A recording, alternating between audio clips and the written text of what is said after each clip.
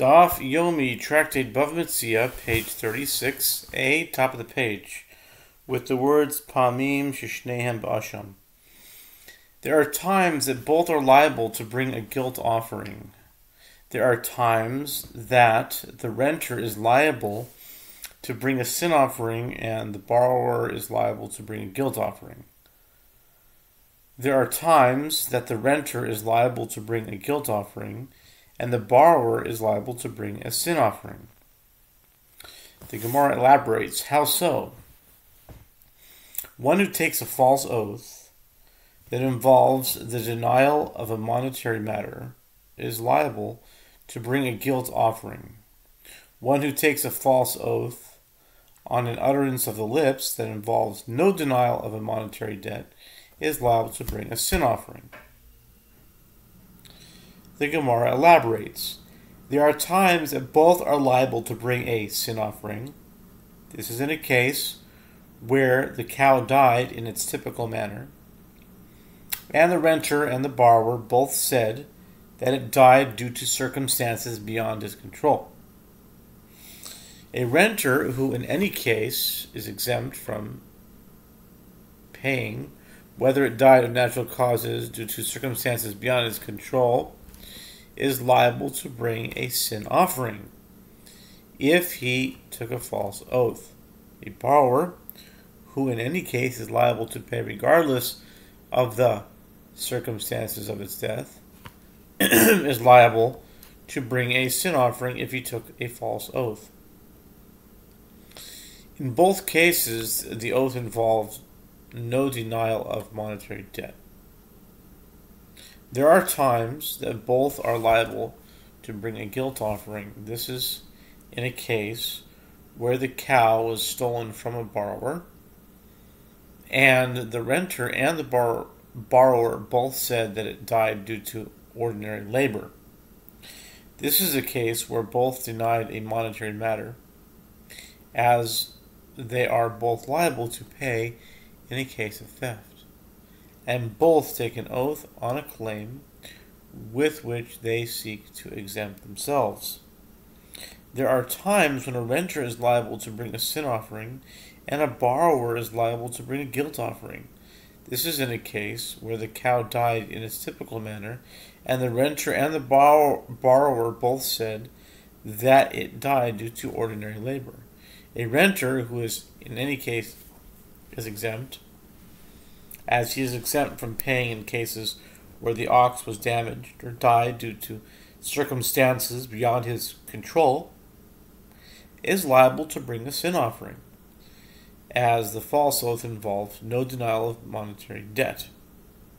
A borrower who is liable to pay when the cow died in its typical manner and attempted to exempt himself with the claim that it died due to ordinary labor is liable to bring a guilt offering. There are times when a renter is liable to bring a guilt offering and a borrower is liable to bring a sin offering. This is in a case where the cow was stolen from the borrower, and the renter and the borrower both said that it died in its typical manner. The renter, who is liable to pay in cases of theft and loss, and attempted to exempt himself with the claim that it died in its typical manner, is liable to bring a guilt offering. A borrower, who in any case is liable to pay, is liable to bring a sin offering. The Gemara asks, what is Rabbi Yirmiyah teaching us with this systematic presentation of these cases? They are merely details based on established halachic principles.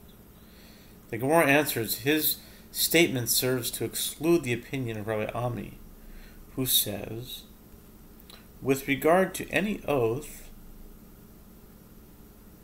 that the judges administer, one is not liable to bring a sin offering for taking a false oath on an utterance as it is stated in the passage concerning the obligation to bring an offering for taking a false oath, or if the soul takes an oath clearly to utter with lips.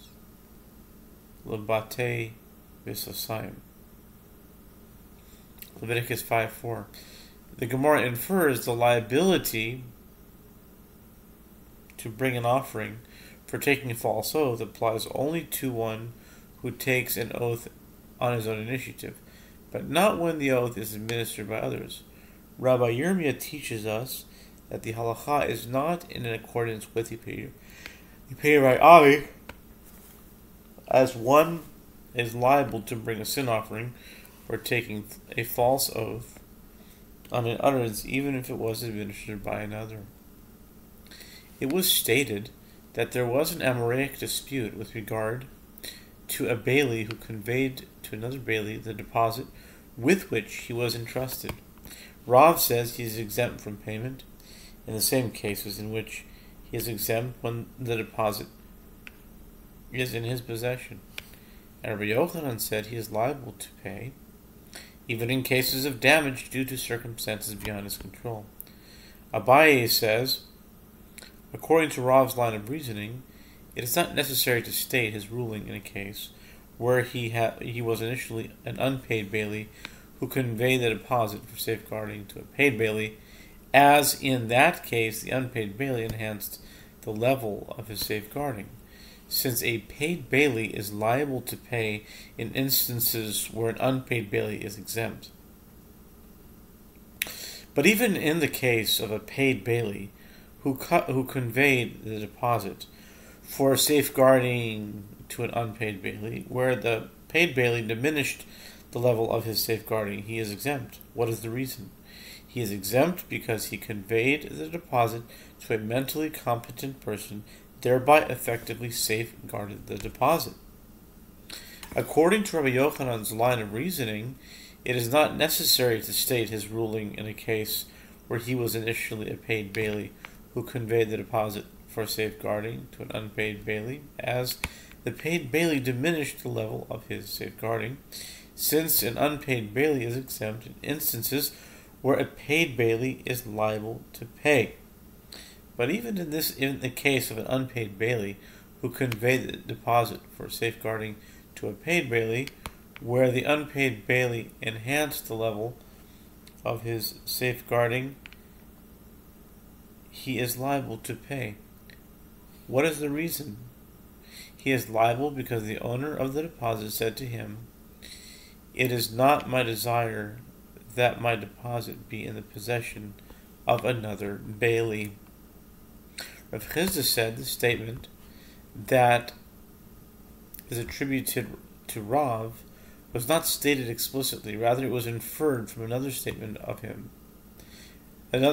his, as it is related. There were these gardeners who each day would deposit their spades with a certain old woman. One day they deposited their spades with one of the gardeners. He heard noise from the wedding hall and set out and went there. He deposited the spade with that old woman. In the time that he went and came back from the wedding, their spades were stolen. The case came before Rav, and Rav exempted the gardener who deposited the spades with the old woman. One who observed Rav's ruling thought that Rav issued that ruling due to the fact that a bailee who conveyed a deposit to another bailee is exempt, but that is not so.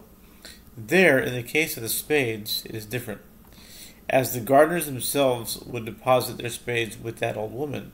Since the gardeners cannot claim that it is not their desire for their deposit to be in the possession of this old woman, the gardener who did so is exempt.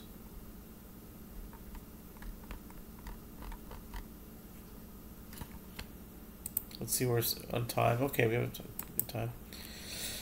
The Gemara relates that Rabbi Ami sat and stated this halacha. Rabbi Abba bar Mamel raised an objection to Rabbi Ami from the Mishnah. In the case of one who rents a cow from another, and his renter lends it to another, and the cow dies in its typical manner in the possession of the borrower, the halacha is that the renter takes an oath to the owner of the cow that the cow died in its typical manner, and the borrower pays the renter for the cow that he borrowed. And if the statement of Rabbi Yochanan is so, Let the owner say to the renter, "It is not my desire that my deposit be in the possession of another bailee," and the renter should be liable to pay because he violated the owner's wishes. Rabbi Ami said to him, "With what are we dealing here? It is a case where the owner gave the renter permission to lend the deposit to another." The Gemara asks, if so, the borrower should be required to pay the owners, as the owners sanctioned the borrowing.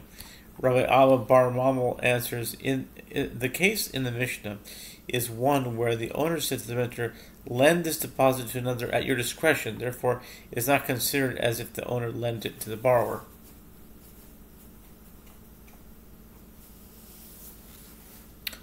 Rami Bar Chama raises an objection from the Mishnah in 42a. In the case of one who deposited coins with another, and that bailee bound it in cloth and slung it behind him, or conveyed them to his minor son or daughter for safeguarding, or locked the door before the coins in an inappropriate or insufficient manner to secure them, the bailee is liable to pay for the coins, as he did not safeguard the coins in the manner typical of bailies. The Gemara infers the reason he is liable to pay that is that he conveyed the coins to his minor children, but if he conveyed them to his adult son or daughter, he's exempt. Why?